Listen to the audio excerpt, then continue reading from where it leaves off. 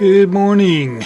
Welcome back to Pop's Reclamation Station, where we're going to continue talking rare toys, and today we're talking British military toys specifically. And you'll see I have 4 vehicles out here for display. We're just doing this for information, for content, and see who's interested and see who leaves a message and say, oh, that's cool or whatever.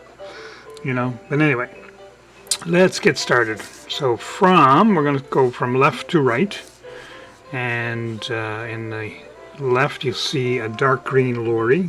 Now the colors, as you can see there, we have dark green, and then you have this what they call khaki, and the dark green lorry is numbered 1334, and it is a tipper.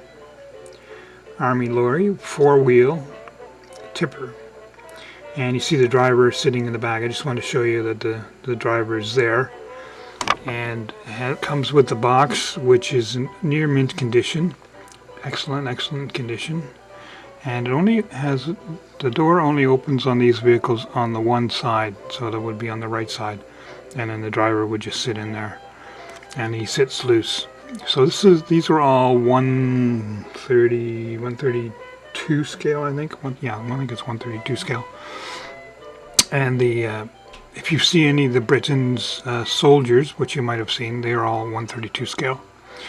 In the middle, we have the covered tender, and the covered tender is number 1433, and it's called the Caterpillar type because of the back, the back part here. Now these were later modeled with the tin, and it fluctuates and moves back and forth over the different terrain, which would be similar to the real thing. And I think the other ones were cast and were fixed. It also has a driver. As you see, the door is missing. That one's got a few different things that a few issues with it, with paint, and it's been played with. And the back tailgate needs to be repaired.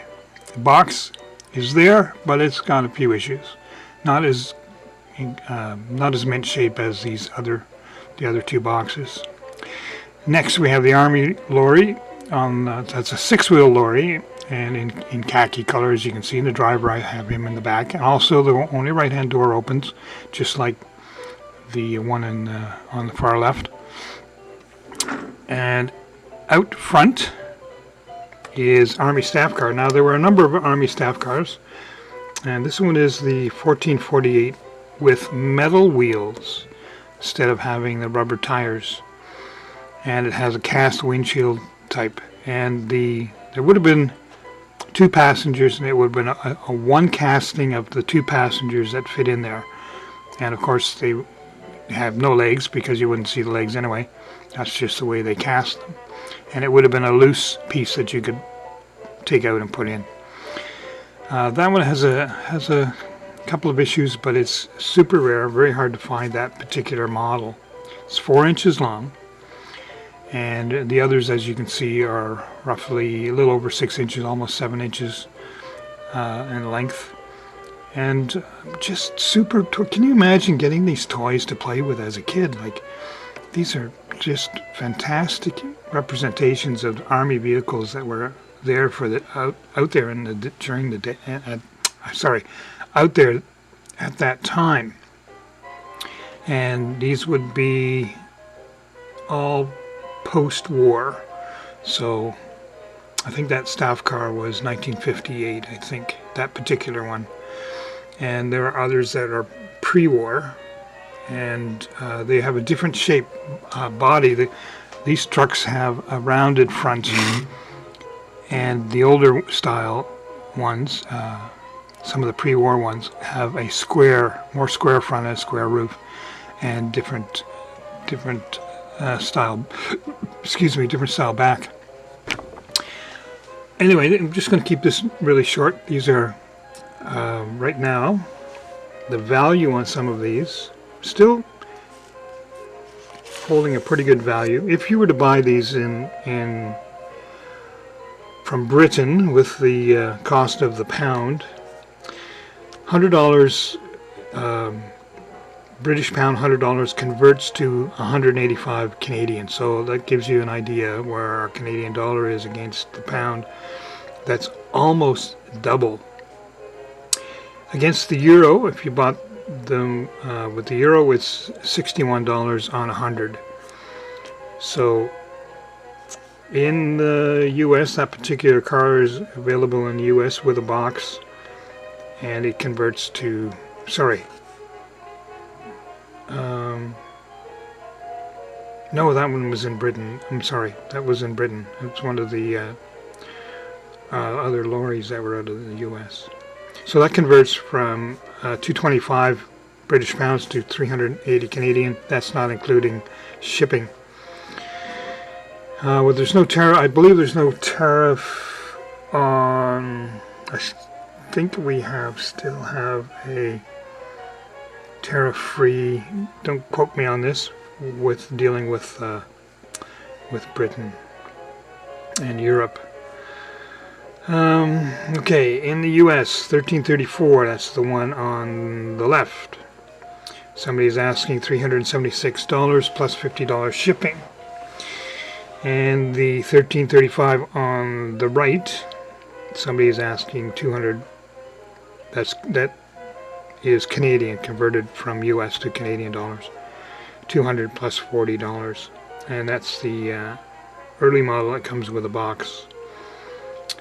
The 1448 staff car, according to my catalog, it's worth twice what the ones are with the rubber tires, and because this one has the metal tires, it's double. So it was worth at the time of my catalog $500 British pounds, which would have converted to 925 Canadian. Quite rare, very hard to find in Canada. I've Googled stuff to see what's available out there, and there's just seems to be more in the U.S. I don't know why. Maybe there were more buyers at the time, or people in Canada are just holding on to them. I come across a few at auction, but really hard to come by. Super collector toys if you like military vehicles. Just if you like Britain's.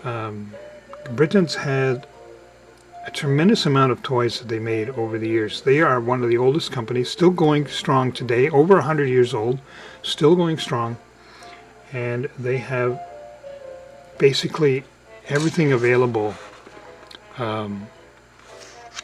from farm vehicles, ordinary regular vehicles, and you've probably seen lots of die-cast army and farm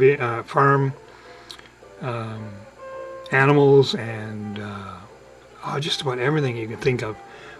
Great toys for kids. I have a box of Britons that I'm going to be putting up for sale, and it's a park, and it has tiles for the